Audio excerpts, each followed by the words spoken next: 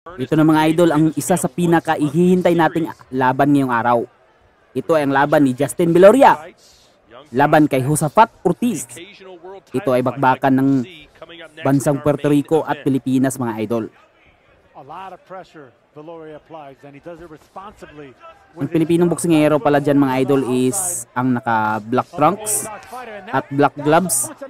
Tapos ang Puerto Rican boxer is ang naka-red gloves na may rebete na brown at brown trunks. Ito pa lang si Justin Viloria mga idol ay isang undefeated na boksingero na may kartadang 9 na panalo.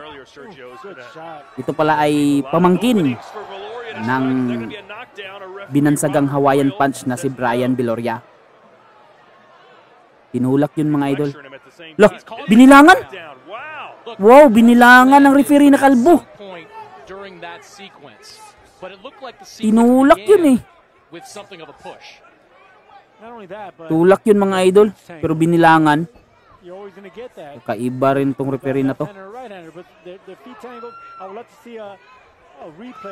Nice.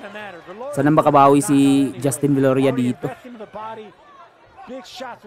Masyado ng lamang ito eh kasi binilangan eh. Isang point na yun. Nice body shot by Viloria. Kagandahan na lang nito si Justin Viloria mga idol is ay isa tong volume body puncher. Katawan talaga ang target nitong batang to. So Viloria for the first time in his career is going to have to get off the canvas to get a win. Good body shot again. Hindi rin tong basta-basta tong kalaban na Puerto Rican ni Justin Viloria mga idol kasi may 13 wins na ito. Excellent body puncher. At isang talo. That's the main thing I was impressed with Viloria. You know, 21-year-old. Isa din ito sa pasobong na prospect ng bansang Puerto Rico. Itong si Josafat Ortiz. Pero hindi lang makatarungan ang bilang ng referee kanina. The body is target 1A. Yeah, and he does it with technique. He dips back down. He doesn't get back up with his chin up in the air. Ganito talagang estilo ni Justin Viloria mga idol. Aggressive pressure fighter kasi ito. A very mature fighter with only 9 fights. Oh, nice uppercut there from Ortiz. He certainly had his moments in round 1, including the knockdown. Right on the temple with the right hand is Viloria. Nice body shot by Viloria. Ganyan talaga kung makadukot si Viloria mga idol. Dito na mga idol, round number 2. Bumabawi dito si Justin Viloria dito sa round 2 mga idol.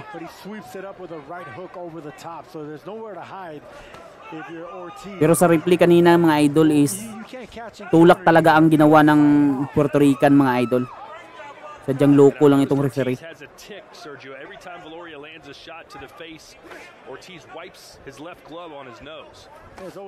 Body shot again by Viloria. Nice counter. Oh, yun. Ang lakas ng tunog mga idol. Who was the best body puncher you ever were in the ring with, Sergio? Vernon Forrest was an excellent body puncher. Shane Mosley, excellent body puncher. I saw Shane Mosley in the crowd here. We got a lot of top-level fighters here in the Fountain Blue. Spoke to Hamza Shiraz earlier. I see the Cobra, Carl Froch to my left.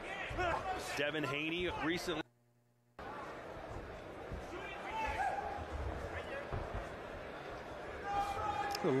Halos ng mga laban ni Justin Viloria mga idol is pinanalo niya sa isang knockout sa isang body shot mga idol. Diyan talaga ang kanyang kalakasan. Yung kanyang mga sunod na dukot sa brega. Oh, yun. Body shot na naman by Viloria. Parang hindi na nagugustuhan ni Ortiz yung mga tira ni Viloria sa katawan mga idol. Umiiwas na siya eh.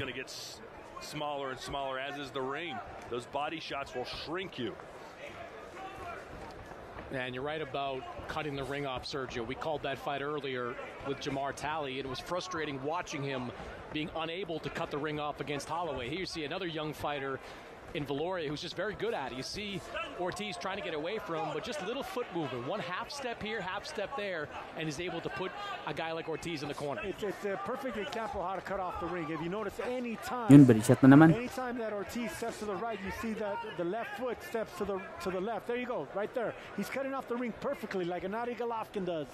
Well, Canelo Alvarez took a lot of criticism. Ito na mga idol, round number 3. Email. Maybe I'm not the announcer they want for these underdog cards.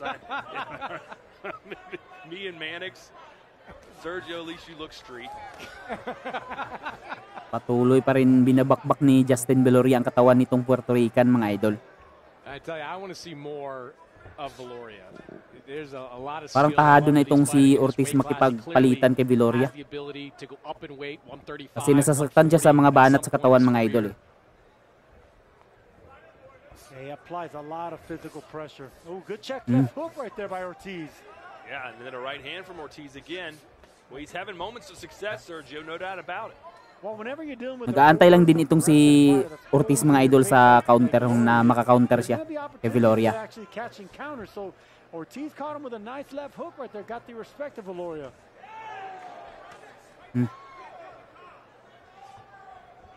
Ortiz, a 42-7 record as an amateur, made to the Olympic trials, the quarterfinalist in 2015. That was a long time ago. I'm surprised that he got that far as an amateur, because he has a professional style. He doesn't really have that amateur point system style Viloria does. Right hands for Viloria. Pasok ang dukot ni Viloria na naman sa katawan, mga idol. Pressure fighter, and he's going to be very successful. Pero itong si Ortiz lang malakas makakapit, parang tuko. Bahagya ng may pamumula sa kanang pisngi nitong si Ortiz, mga idol. Tinatamaan ng left straight kasi ni Viloria. Sergio, anything you would do special when you knew a body puncher was going to be fighting with you, when you knew you were going to have to absorb body punches than normal? Absolutely. You got to catch and counter that first one. If you catch that first body shot coupled with an uppercut, they're gonna be leery of throwing those body shots. Yun. Catch and counter with sa a pulang left hook. tagiliran. Always catching and countering. You cannot let a body puncher get comfortable banging away at your forearms.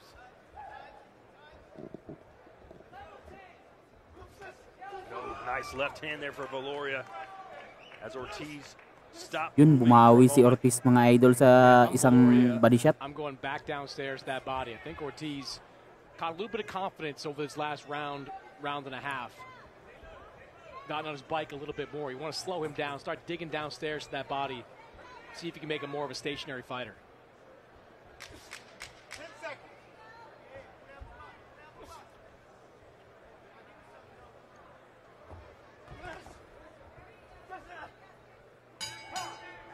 Devin Haney going up to 147 and taking on. Ito na, mga idol, round number 4.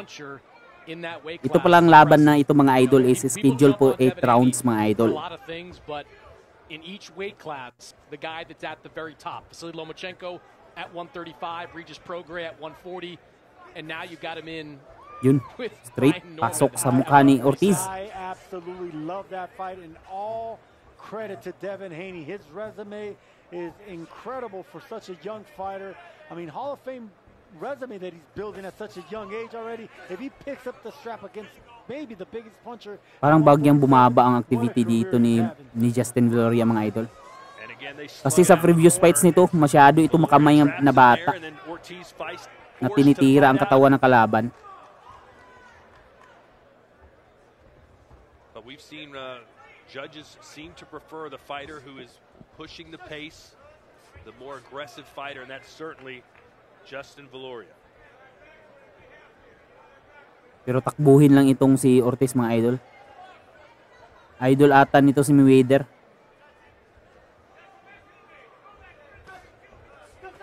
Nice straight. Nag-headhunting na pala ito si Viloria. Ortiz is getting his shots in too. No, Ortiz is getting his shots in. I love the fact that he was able to withstand those punches right there. I like the look in his face, the bounce in his legs. He may not be winning these rounds convincingly, but he got the respect of Viloria. Body shot again by Viloria. Yun. Overhand right. Overhand tumama. He's coming off a win in April over Alejandro Young-Wong. Before that, had 4 straight stoppage victories.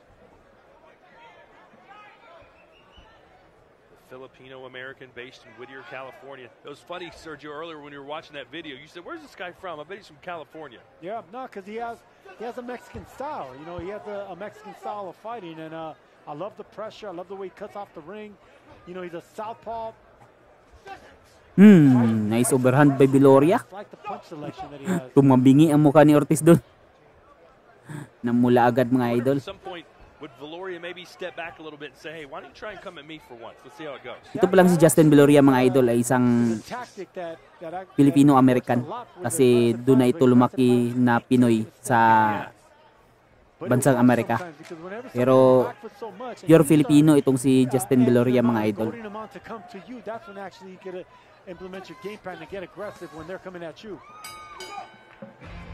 Emphasis on the body attack. He's been allowing Ortiz to kind of move as much as he wanted to. Early on, we saw an effective Viloria when it came to cutting the ring off. These last couple of rounds. Ito na mga idol, round number 5. Freedom of movement for Ortiz. Like to see him do a better job. Pang 5 round na ng bakbakan mga idol. Going back downstairs to the body. And jabs as well. Yun. Nice combo by Viloria. Yeah, that's a great body shot. But see the jabs, you could be popping. Oh, nice right hand for Yun sa pulse Viloria. hook. And then another one, Ortiz somehow is handling these punches pretty well. There's a good sequence there for Viloria. Pero magaling lang talagang tumakbo itong Puerto Rican na si Ortiz mga idol. Tumakas agad. Straight shots, 1-2s, jabs from that southpaw stance. That could actually open up more body work and more body shots. When you're putting that much pressure and you're loading up on every shot, you're not hiding your power.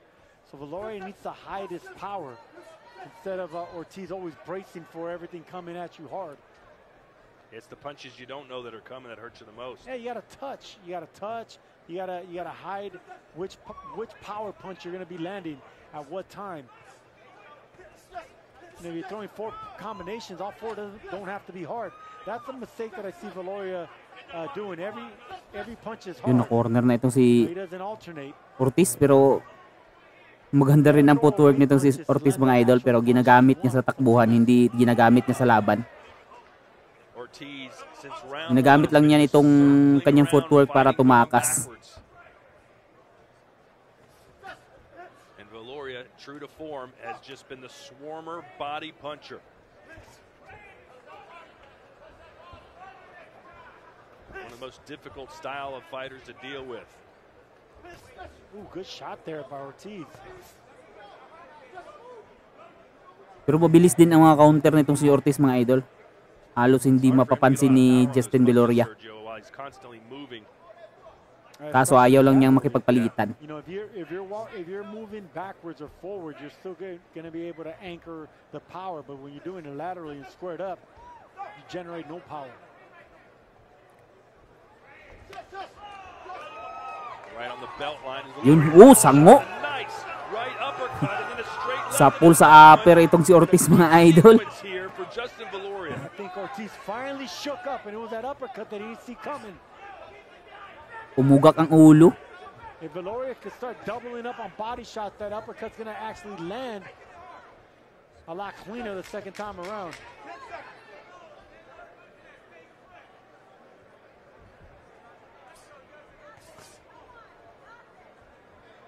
Yun lang talagang tulak na binilangan ng referee ang nakapangit sa laban mga idol. Ito na mga idol, round number 6. Sorry for the language, folks, but I gotta be honest, I'd love to see the fight, Todd. Hey, I would too. Sergio, would Yun, you sa think pole that sa Carl Froch would lip straight. iron Darren Till out, as he says? Absolutely. Pero patuloy pa rin sa pagtakbo itong si Ortiz mga idol. Yun, sunod na body shot na magaganda mga idol ang sunod na tumama ng solido. And that is a true statement. Carl Froch believes the earth is flat. Yeah, not that the earth is flat. That Carl Froch believes that the earth is flat.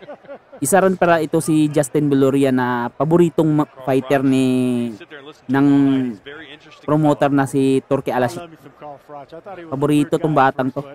but he's awkwardly funny and very, very smart. Ayaw kasi ni Turki Alasik yung mga boksngerong takbuhin. Let's see if he can get that stoppage. You know he wants it. He does have 7. Sana panalunin ito ni Justin Viloria ng isang impresibong knockout. From Viloria. You know, whenever you're dealing with a guy that's moving laterally, you got to jab or throw straight shots at the chest or the torso, because that's the opening he's giving you when he's squared up, moving left or right around the ropes, the perimeter of the ropes. He's squared up, so you just got to throw straight shots to stop him from moving.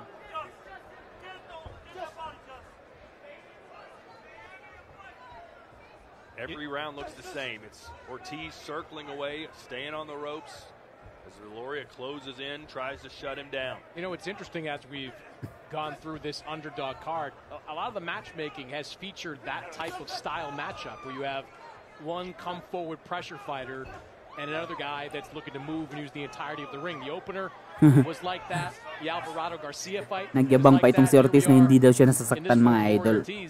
Very much like that. Pero ayaw naman makipagpalitan. I mean, that's the clash of styles, and that's what makes boxing the sweet science. You know, it's not always just two guys coming forward, meeting the center of the ring. You got to figure out how to stop him, how to outfight a boxer, and a boxer outfight a fighter.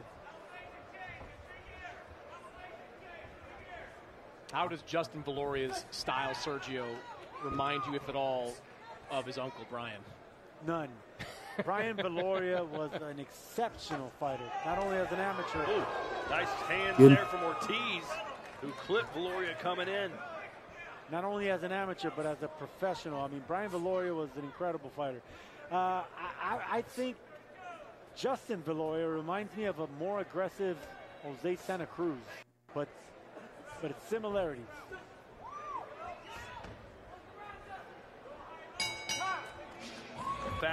Ito na mga idol, round number 7. Last 2 rounds mga idol bago ang hatol sa maging resulta ng laban. Counterpunching has been pretty good over these last few rounds. And again, Viloria has not shown the same sharpness over these last 3 rounds that I saw in the first 3. He's not cutting the ring off quite as well, and he's not as committed to some of those body shots. So I think that's given an opening for Ortiz to land some pretty good counters, but by and large, it's been a fight that's been controlled by Justin Viloria. I agree. The lack of body punches, and now it seems like he's just following him around because he has no jab. You know, if you're cutting off the ring, great, but you're not doing nothing behind it. If you're doing it with jabs, on the other hand, that's going to set up. Mabilis din itong bumitaw ng kombinasyon itong si Ortiz mga idol. Dictating the pace, controlling where your opponent is trying to move. Kaya naman napapatigil itong si Justin Viloria kapag kinaka-counter siya nitong si Ortiz. Kasi nauunahan siya mga idol. In order to do that, you need to have a jab. You need to stop your opponent from moving in order for you to generate some power and actually dig down to the ribs. I think one thing Viloria dalawang lead punch sunod-sunod that he's gotten away from was he was kind of anticipating the movement. You know, there's not a ton of back and forth switching directions coming from Ortiz. When he was moving in the first 3 rounds, Viloria was kind of anticipating where he was going to be and throwing that body shot in that location. He's gotten away from that with the body work. You know, I thought this was going to be the fight of the night. I was really, really impressed studying Justin Viloria, but now he's been somewhat exposed a little bit by a mover. You know, good body shot by Viloria. He hurt Ortiz. Nice combo by Viloria. Yeah, it's tough though to say a kid 21 years old though fighting in just his second scheduled 8-round fight is necessarily getting exposed. He certainly has a lot to learn. There you go. Yeah. You know, you have a lot to learn when you're 21 years old and how to stop a mover. Someone that moves so much laterally like this that's not engaging. You need a jab. You need straight left hands. You need to throw punches to the chest. and of course doubling up on the body shots. You're not going to do it without a jab, though, and that's what I see lacking from Justin Viloria. And for Ortiz, he came into this fight to win it, but hasn't really tried to put his stamp on proceedings. He has moments in rounds, but as far as Yun, corner na. Ito na, binabakbakan na. Pero malakas pa rin kumapit itong si Ortiz, mga idol. Nakakatakas. Ito na mga idol, last round ng laban. Round number 8. Yeah, I love that advice. Clearly Viloria is up on the cards. His corner knows. Tingnan natin kaya pa ba ito ni Viloria ang knockoutin itong si Ortiz, mga idol. Si Josaphat Ortiz. In the world of boxing. So even though probably the easiest thing to do would be to cruise to a decision, I think for Justin Viloria, still looking for those masyado pang bata pa rin itong si Justin Viloria, mga idol, kasi nasa 21 years old pa ito. Take your shots. You're not going to win a decision, especially if you're circling around. I think when Viloria sees this fight, yes, he cut off the ring, great, but body shot by Viloria. Cutting off the ring, you know, by you being able to land a jab or a power jab, you start bloodying up. You start, you know, landing some punches on your opponent. That's how you start beating them up and cutting off the ring. That's how you get them to stop and throw combinations. Kulang talaga ni Justin Viloria dito ang jab, mga idol. Pero sa volume punch, magaganda ang mga volume punch nitong si Justin Viloria. Pero hindi lang siya masyadong bumibitaw ng jab.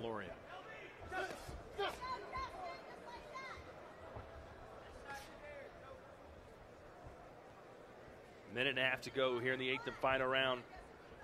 Coming up next, it is our nakakatulong kasi ang jab para mag-set up ng isang pamatay suntok, mga idol. Takes on the champ Anthony Olasquaga.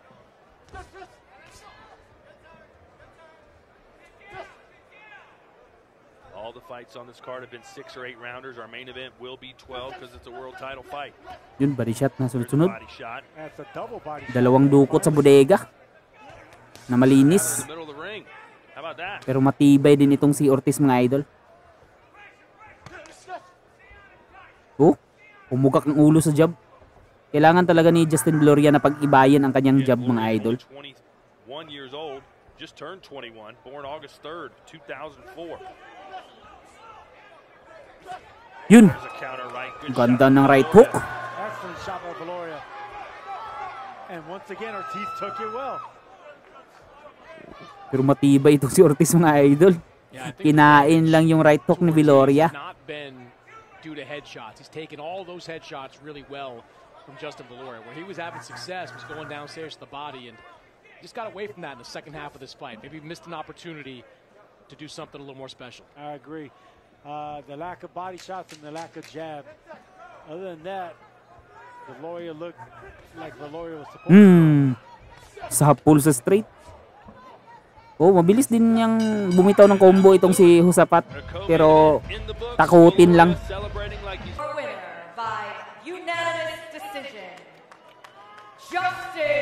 Ito na, mga idol, panalo ang batang Pilipino, mga idol, via unanimous decision.